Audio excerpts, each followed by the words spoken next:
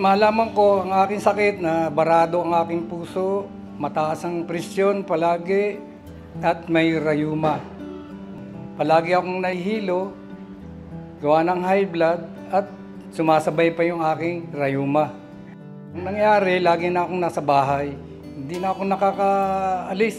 Hindi na ako, yung aking dating trabaho, na masada ng tricycle, hindi ko na nagagawa. Kaya minsan isang hapon, nakapanood ako ng isang commercial sa telebisyon tungkol dyan sa King's Herbal. At nagkataon yung nagpapatotoong tao at nagpapaliwanag, kaparehas na kaparehas ng sakit ko. Po sa tuloy-tuloy kong pag-inom ng King's Herbal, kitang-kita ang pinagbago ng aking katawan. Nalampasan ko na yung pananakit ng aking ulo, yung aking hindi pagkakatulog, yung sa tuhod, lahat yun, nawala ng lahat. At higit sa lahat, yun sa barado kong puso, ay ramdam ko na lumakas na uli ako.